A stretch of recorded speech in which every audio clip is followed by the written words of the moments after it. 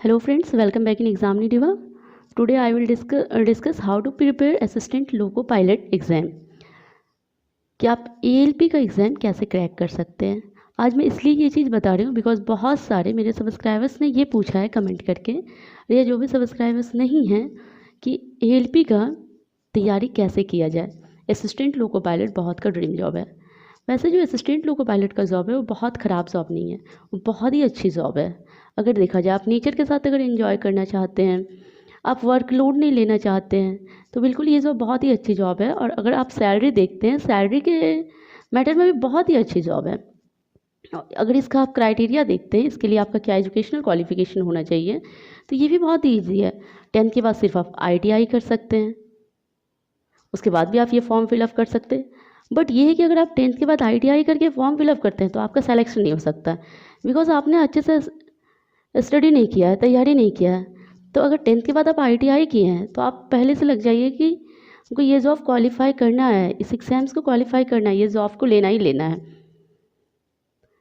Because जो exam का level है वो हाई नहीं है, लेकिन बहुत लो भी नहीं है। अगर आप सारा राउंड देखें, CBT 1, CBT 2, CBT 3, उसके बाद जो एक राउंड आता है मेडिकल, जो बहुत ही ज़्यादा टफ हो, A1, जिसमें बहुत सारे स्टूडेंट्स क्या होते हैं कि नहीं सेलेक्ट हो पाते, क्योंकि A1 में सबसे ज़्यादा जो आती है इसमें 6/6 आइज़, जो बहुत ही टफ है दोस्तों।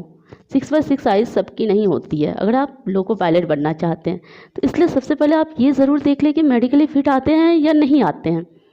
तो चलिए, इसका एजुकेशनल क्वालिफिकेशन जो मांगता है, जो हम फॉर्म फिलअप कर सकेंगे, इसके लिए या तो ITI होना चाहिए, या डिप्लोमा होना चाहिए, या BTech होना चाहिए। जो इस बार की वैकेंसीज आई थी 2017 में, जिसका ज्वाइनिंग जो हुआ 2019 में हुआ और अभी भी बाकी है, उसमें जो है बहुत सारे जिन्होंने ALP क्वालिफाई किया वो BTech वाले हैं। क्योंकि ऑब्वियसली ऐसे होता है, ये नहीं बोल रहे कि ITI वाले कमज़ोर होते हैं, डिप्लोमा वाले, लेकिन BTech वाले क्या हायर स्टडीज़ किए, ज़्यादा टाइम लिए, वो लोग बिना प्रिपरेशन के भी अच्छा स्कोर मार्क्स कर लिए। इसी वजह से ज़्यादा BTech वाले अभी है। मैं कोई कैटेगराइज नहीं कर रही कि ITI वाले का ही होगा या BTech वाले का ही होगा, जो मेहनत करेगा उसी का होगा। तो चलिए, मैंने तो ये बता दिया, यहाँ पे मैं इन शॉर्ट बताने वाली हूँ, ज़्यादा डिटेल में नहीं। डिटेल में बताने के लिए अच्छे से बताऊँगी कोई वीडियो में। तो चलिए, मैंने बता दिया कि इसके लिए क्राइटेरिया क्या होना चाहिए, या तो ITI, डिप्लोमा, BTech, या तो इसमें एक पोस्ट ऐसे भी होती है टेक्नीशियन की, जो क्या होता है कि आपको 12 में फिजिक्स या मैथ्स, फिजिक्स एंड मैथ्स होना चाहिए। उसके लिए बहुत ही कम पोस्ट होता है, उसकी जो कट ऑफ जाती है 100 में 85 to 90 के बीच जाते हो कट ऑफ मार्क्स है फ्रेंड, जो लाना बहुत आसान नहीं है। आप ला सकते हैं अगर आप बहुत मेहनत करते हैं तो उसके लिए बहुत कम पोस्ट होती है। तो चलिए, जिसका यहाँ पे है ITI, डिप्लोमा, BTech, तो चलिए उसको बता देते हैं कि एग्ज़ाम में आखिर सिलेबस क्या है और उसको तैयारी कैसा करना चाहिए। आखिर प्री में क्या आते हैं, मेंस में क्या आते हैं, और जो CBT 3rd राउंड, तीसरा राउंड जो साइकोमेट्रिक टेस्ट, जिससे सब कोई डरते हैं। हालांकि साइकोमेट्रिक टेस्ट उतना टफ नहीं है जैसे लोग बोलते हैं कि साइकोमेट्रिक टेस्ट बहुत टफ है। उसके बाद आते हैं मेडिकल A1, वो चारों मिला के टफ हो जाता है। अगर आप एक एक राउंड को देखें कि CBT 1 को देखें, CBT 2 को देखें और CBT 3rd को देखें और मेडिकल, सब अपने आप में बहुत ईजी लेवल है, एक एक राउंड अगर आप क्वालिफाई कर जाते हैं। लेकिन जब ये चारों मिला के देखते हैं, आपको चारों में क्वालिफाई करना होता है, तो उसके बाद ही आप इस जॉब के लिए एलिजिबल होते हैं। तो प्री में जो सिलेबस होता है उसमें maths, general intelligence and reasoning, basic science and engineering, general awareness and CA। या तो आप बोल सकते हैं प्री में मैथ्स, रीजनिंग, GK और CA होता है। और GK में जो होता है जनरली साइंस के ही पूछे जाता है, वैसा नहीं कि बहुत ज़्यादा डीप हिस्ट्री, ऐसा एग्ज़ाम नहीं है असिस्टेंट लोको पायलट का। उसमें मेनली साइंस का ही पोर्शन देखा जाता है। 1-2 आ जाते हैं हिस्ट्री से प्री में, बहुत ही कम। अगर आप उसको नेग्लिजिबल मान लें, अवॉइड कर दें, उसका टेंशन ले ही नहीं कि इसमें हिस्ट्री पढ़े, ज्योग्राफी पढ़े, उस पेपर को पढ़ने की कोई ज़रूरत नहीं है। आप मैथ्स को स्ट्रॉन्ग करें, जनरल इंटेलिजेंस को स्ट्रॉन्ग करें, बेसिक साइंस को स्ट्रॉन्ग करें, और करंट अफेयर्स जो है उससे आ जाते हैं। जो प्री में होते हैं 60 मिनट्स होते हैं और 75 क्वेश्चंस होते हैं। तो 60 मिनट्स में आप ट्राई करें कि 75 का 75 क्वेश्चन ट्राई कर लें। हालांकि आप नहीं भी करते हैं तो प्री में आप क्वालिफाई हो जाइए, क्योंकि 10 to 15 टाइम्स प्री में लेता है। जब नेक्स्ट भी आएगा, नेक्स्ट वैकेंसीज, उसमें भी 10 टाइम्स, तो रेलवे में 100% 10 टाइम्स प्रीलिम्स में। तो प्रीलिम्स की टेंशन नहीं है, लेकिन प्रीलिम्स के बाद क्या होती है, मेंस आती है, जिसमें उतना टाइम्स तो नहीं लेगा। तो इस वजह से आपको प्रीलिम्स में ही इतना अच्छा से तैयारी कर ले कि आप मेंस इजी वे से क्वालिफाई कर ले। और हर बार लोग पूछते आपने कैसे तैयारी की थी, हालांकि मैंने इसकी कोई तैयारी नहीं की थी, बिकॉज मैं बीटेक के बाद बैंकिंग का तैयारी कर रही थी और बहुत बार प्रीलिम्स मेंस दे चुकी थी बैंकिंग में, जिससे मेरी स्पीड भी काफ़ी अच्छी थी, मैथ्स भी अच्छी थी, रीजनिंग भी अच्छी थी और यहाँ तक कि करंट अफेयर्स भी अच्छी थी। और जो मेरे इंजीनियरिंग के पेपर थे वो भी ऑलरेडी अच्छे थे, तो इस वजह से मुझे कोई डिफ़िकल्टीज़ नहीं हुई। लेकिन मेरे लिए साइकोमेट्रिक टेस्ट पहली बार था, मैंने कभी नहीं अटैम्प्ट किया था, ना साइकोमेट्रिक दी थी। लेकिन ये मैं ज़रूर बोल सकती हूँ साइकोमेट्रिक टेस्ट, जैसे लोग बोलते हैं कि एकदम बना देता हवा टाइप में कि बहुत टफ है बहुत टफ, लेकिन वैसा कुछ नहीं है फ्रेंड्स। मैं सिर्फ 2 दिन प्रैक्टिस की थी साइकोमेट्रिक टेस्ट का और अच्छा स्कोर की। तो चलिए, अगर आप पूछ रहे हैं कि आपको कैसा तैयारी करना चाहिए, अगर आप ऑलरेडी तैयारी कोई भी एग्ज़ाम का कर चुके हैं, एसएससी हो या बैंकिंग हो या स्टेट का कोई एग्ज़ाम हो, जैसे मैथ्स हो, रीजनिंग हो, बेसिक साइंस हो, जनरल अवेयरनेस हो, करंट अफेयर्स हो, तो आपको कोई टेंशन की बात ही नहीं है। आप इजी वे से दीजिए, इजी वे से क्वालिफाई कीजिएगा। बस हाँ, कुछ सेट प्रैक्टिस कर लीजिए जिससे आपको पता चल पाए आप स्कोर कितना करते हैं, और स्पीड थोड़ी अच्छी होनी चाहिए। तो मैथ्स बहुत, इसमें बहुत डीप क्वेश्चंस नहीं पूछा जाता कि मैथ्स में जैसे बैंकिंग का आप मेंस ले लीजिए, एसएससी का मेंस ले लीजिए, उस लेवल पे हाई नहीं होता है क्वेश्चंस, बट बहुत ही इजी भी नहीं होता है कि हाँ चलिए आपको आती ही नहीं कुछ आप कर जाइएगा। बेसिक तो क्लियर होना ही चाहिए। आप कोई भी अगर कंपटीशन क्वालिफाई करते हैं, वो लोगो पायलट का हो या एसएससी हो या रेलवे, कोई भी कंपटीशन, क्योंकि आजकल इतना ही भीड़ है, कोई भी चीज़ करना इतना आसान नहीं है।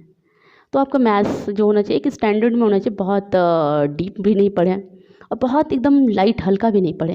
अगर आप रेलवे का एग्ज़ाम क्वालिफाई करना चाहते हैं, ऐसा नहीं कि जैसे आप बैंकिंग के लिए, एसएससी के लिए बहुत ज़्यादा प्रैक्टिस करते हैं, सिर्फ एक ही पेपर मैथ्स रीजनिंग, वैसा बिल्कुल ना करें, क्योंकि इसमें 4 राउंड अगर टोटल देखा जाए तो आता है मेडिकल लेके। तो मैथ्स भी नॉर्मल, फिर जनरल इंटेलिजेंस को भी कर लीजिए, बेसिक साइंस और जनरल अवेयरनेस को एक मिड वे में, ना ही लेवल अप रखना है ना ही लेवल लो रखना है। जब आप प्रीलिम्स क्वालिफाई कर जाते हो तो दूसरा राउंड आता है मेंस, जिसमें 2 होते हैं, पार्ट 1 और पार्ट 2। 2 में एग्ज़ाम होता है। जो पार्ट 1 होता है उसमें आपको स्कोर करना है, वो स्कोरिंग पेपर होते हैं, उसी के बेसिस पे आपका मेरिट बनता है, जिसमें math, reasoning, basic science and engineering, drawing और करंट अफेयर्स होता है, जैसे 90 मिनट्स और 100 क्वेश्चंस। सबसे ज़्यादा जो इस एग्ज़ाम में इंपॉर्टेंट है मेंस के पार्ट 1, क्योंकि यही आपका रैंक डिसाइड करता है। इसी में अगर आप स्कोर करते हैं तो आपको जॉब मिलेगी, नहीं स्कोर करते तो नहीं मिलेगी, यही आपको मेरिट बनाती है। तो इसको आप शुरू से ध्यान में लेके चले कि CBT 2 का जो ये पेपर है, इसमें हाई से हाई स्कोर, यहाँ तक कि 100 क्वेश्चंस 90 मिनट्स है तो आप 90 ट्राई कीजिए कि 90 मार्क्स ले आए, 95 मार्क्स ले आए, 85 प्लस तो लाने का ट्राई कीजिए। हालांकि जो जॉब होता है नॉर्मलाइज्ड होने के बाद 76 से 80 के बीच मिल जाती है कोई भी जॉन में, जनरल को नॉर्मलाइज होने के बाद। लेकिन तो भी अगर आप इसी में 76 से 80 के बीच लाते हैं तो ज़रूरी नहीं है कि आपका सिलेक्शन हो ही जाएगा। तो इसमें हर हाल में ट्राई कीजिए जो 100 क्वेश्चन है इसमें 85 प्लस लाएँ। और जो पार्ट 2 होता है वो क्वालिफाई होता है, उसे 60 मिनट और 75 क्वेश्चन आते हैं, जिसमें जो होता है उसमें ITI में जो आपने पेपर पढ़ा होगा वो पेपर होता है, या डिप्लोमा में जो भी पेपर पढ़ा होगा आपका, जो भी ब्रांच पेपर होगा, या बीटेक में उसी से चूज करना होता है। या फिर अगर आपका 12 में फिजिक्स और मैथ्स है तो एक ये भी ऑप्शन आता है, फिजिक्स और मैथ्स भी कर सकते हैं। ये सिर्फ क्वालिफाई होता है, इसमें सिर्फ क्वालिफाई करना पड़ता है 30% मार्क्स लाके। तो इसमें आप क्वालिफाई अगर नहीं करते हैं तो आपका पार्ट 1 का स्कोर बेकार हो जाएगा। तो इसको भी नेग्लिजिबल नहीं करें, क्योंकि 2017 वाला फॉर्म था जिसका एग्ज़ाम फाइनल किया गया, मतलब फाइनलाइज जो हुआ 2019 में हुआ सारा रिजल्ट लेके। तो इसमें बहुत सारे बच्चे मिस ये कर गए कि पार्ट 2 को ध्यान में रखा ही नहीं, उन्होंने सोचा कि क्वालिफाइंग है, जिससे वो क्वालिफाई नहीं कर पाए। लेकिन जो CBT 2 का जो पार्ट 1 था उससे बहुत ही अच्छा मार्क्स था, जिस वजह से वो छट गए। तो इतना भी इग्नोर ना कर दे इस पार्ट को कि आप क्वालिफाई नहीं कर पाए। इसलिए मैं सबको ये ज़रूर बोलूँगी कि आप कितनों भी टैलेंटेड हो, लेकिन पार्ट 2 को आप ध्यान में रखें। तो जब आपका ये राउंड हो जाता है तब आता है आपको CBT 3 psychometric test. Psychometric test, इसके बारे में मैं डिटेल से एक वीडियो में लाऊंगी, क्या आखिर आता है साइकोमेट्रिक टेस्ट में, ऐसा क्या होता है या टफ होता है। लेकिन अगर आप हमसे पूछेंगे, आप यूट्यूब में बहुत सारे वीडियो है, जाके आप साइकोमेट्रिक टेस्ट को देख लें, क्या होता है, पैटर्न क्या है। अभी से साइकोमेट्रिक जब आप प्री मेंस कर ले उसके बाद साइकोमेट्रिक टेस्ट का सोचिए, क्योंकि उतना टफ नहीं है। क्योंकि मैंने सिर्फ और सिर्फ 2 दिन पढ़ के अच्छा स्कोर किया है। इसमें इतना ही होता है कि आपका माइंड जब आप एग्ज़ाम दे रहे हो एकदम शांत हो, अकबकाहट नहीं हो, यहाँ तक कि टाइम भी बच जाता है। जो टाइम अभी दिया जाता है, क्योंकि अब साइकोमेट्रिक टेस्ट भी ऑनलाइन कर दिया गया है, तो उसमें भी आपका टाइम बच जाता है। तो अगर पूछेंगे कि हम एवरेज स्टूडेंट हैं, हमको कैसा तैयारी करना चाहिए, या बिलो एवरेज है, या आपको कुछ नहीं आता है, मतलब साइकोमेट्रिक टेस्ट का नाम भी नहीं सुना है, तो 7 डेज सबके लिए, अगर आप डेली 3 to 4 आवर्स देखते हैं तो 7 डेज सबके लिए एनफ है साइकोमेट्रिक टेस्ट के लिए। तो इसलिए साइकोमेट्रिक टेस्ट के लिए डरने की कोई ज़रूरत नहीं, आप इजी वे से इसको क्वालिफाई कर जाएंगे। बट हाँ, 7 डेज अच्छे से कंसंट्रेट करके ध्यान दीजिएगा। और जो लास्ट में जो टेस्ट आता है, जब आप CBDT थर्ड जो स्कोर होता है वो मेंस का जो CBT 2 का पार्ट 1 प्लस CBDT थर्ड का साइकोमेट्रिक टेस्ट मिला के बनता है, जो फाइनल मेरिट लिस्ट बनता है। तो उसी के अनुसार 1.5 टाइम्स निकाल दिया जाता है मेरिट लिस्ट। उसके बाद 1.5 टाइम्स का जो होता है वो होता है डॉक्यूमेंट वेरिफिकेशन और मेडिकल टेस्ट। तो डॉक्यूमेंट वेरिफिकेशन के बाद जो मेडिकल टेस्ट होता है वो A1 कैटेगरी का असिस्टेंट लोको पायलट के लिए होना चाहिए, जिसमें सबसे जो इम्पोर्टेंट हो 6/6 आइज़ होना चाहिए। जब आप मेडिकल क्वालिफाई करते हैं तभी आपका फाइनल सिलेक्शन माना जाएगा, और मेडिकली आप ज़रा भी अनफिट है तो आपको अनफिट माना जाएगा। और अगर आप इस जॉब के बारे में पूछना चाहेंगे कि ये जॉब कैसा है, जब आपका सारा कुछ हो जाता है तो ट्रेनिंग में भेज दिया जाता है। लिस्ट आती है बैच वाइज, एक बैच में 50 स्टूडेंट होते हैं, ऐसे करके जितना भी सोच लीजिए, एक जोन में 500 सीट है तो उसमें ठीक है 300 स्टूडेंट को एक बार में बुलाएं, तो 50-50 करके एक बैच होता है। और शुरू में जो होता है वो पढ़ाया जाता है सारी चीज़ के बारे में। एक होता है कि रेलवे में सारी चीज़ के बारे में कि कैसे काम करना है, क्या करना है, ट्रेन से लेके आपको सेफ्टी से लेके हर कुछ वहाँ बताया जाता है, प्रैक्टिकल भी कराया जाता है। ट्रेनिंग जो होती है बहुत ही अच्छा और इंटरेस्टिंग होता है। आप बोर तो बिल्कुल भी नहीं होंगे। आप जितना अभी से सोचते हैं कि हाँ नहीं लोको पायलट का जॉब ऐसा है, असिस्टेंट लोको पायलट का जॉब, वहाँ जाइएगा तो आपका नज़रिया चेंज हो जाएगा एकदम। बिल्कुल आप मज़े भी करेंगे, साथ साथ अच्छे से पढ़ाई भी करेंगे। और अगर आप अच्छे से पढ़ाई कर, वहाँ फिर क्या होता है ट्रेनिंग के बाद पास करना होता है एग्ज़ाम, ऐसा नहीं कि हल्के में आप ट्रेनिंग ही पास ना करें। तो ट्रेनिंग में अगर आप ध्यान तो दीजिएगा ही, इतना पढ़ के गए मेहनत करके, जो आपको तो जाने नहीं दीजिएगा। जब आप वो एग्ज़ाम क्वालिफाई कर जाते हैं ट्रेनिंग के बाद, अगर देखा जाए तो 4 से 5 मंथ एवरेज ट्रेनिंग के डेट होते हैं, ट्रेनिंग के टाइम होते हैं। 4 से 5 मंथ्स में ट्रेनिंग कंप्लीट हो जाती है, फाइनल एग्ज़ाम हो जाता है, वाइवा हो जाता है, प्रैक्टिकल हो जाता है, वो सब में आपको पास होना पड़ता है। उसके बाद आपको पोस्टिंग मिल जाती है, उसके बाद आप असिस्टेंट लोको पायलट बन जाते हैं उन सारे प्रोसेस के बाद। तो एक वीडियो में मैं ये बताऊंगी कि असिस्टेंट लोको पायलट का जॉब कैसा है, क्या ये इंटरेस्टिंग है, क्या इस जॉब करना चाहिए, क्या इस जॉब का ड्रीम देखना चाहिए, क्या इस जॉब में लोग एंजॉय करते हैं।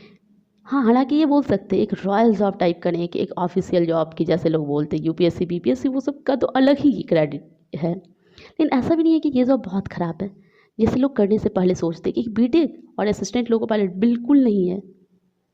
और सबसे पहले तो आप इसमें बहुत एंजॉय करेंगे। अगर आप लाइफ एकदम खुशी से जीना चाहते हैं, एंजॉय करके जीना चाहते हैं, बिना टेंशन का जीना चाहते हैं, तो इस फॉर्म को जो भी नेक्स्ट जूनियर लोग हैं, या जो भी हम मतलब कि अभी जस्ट बीटेक कंप्लीट किए हैं और इधर कर रहे हैं गवर्नमेंट जॉब का तैयारी, और आप SSC या रेलवे किसी भी एग्ज़ाम का, तो एक बार ट्राई कर सकते हैं। और सैलरी के मामले में देखा जाए तो सैलरी भी काफ़ी अच्छी है। और उसके साथ साथ आप दूसरा जॉब का तैयारी कर सकते हो अगर आपका कोई दूसरा ड्रीम जॉब है तो। ऐसा नहीं कि आपको टाइम नहीं मिलता है, ट्रेनिंग में तो आपको अच्छे से टाइम मिलता है, अच्छे से आप 4 से 5 महीना अपने आप को दे सकते हैं दूसरे एग्जाम के लिए। ऐसा कि ट्रेनिंग के बाद भी दे सकते हैं, क्योंकि कोई भी आपको काम कराए कितना 8 आवर्स की ड्यूटी होती है, रख लीजिए 9-10 आवर्स रख लीजिए, 6 आवर्स आप स्लीपिंग टाइम्स रख लीजिए, 16 आवर्स। उसके बाद भी काफ़ी टाइम बच जाते लोगों के पास तैयारी के। तो ऐसा नहीं कि अगर आपका ये जॉब हो गया आप छोड़ रहे हैं, अगर कोई छोड़ना चाहते हो ऐसा बिल्कुल नहीं करें, क्योंकि आज के ये में आप देख ही रहे हैं कॉम्पिटिशन कितना ज़्यादा टफ है।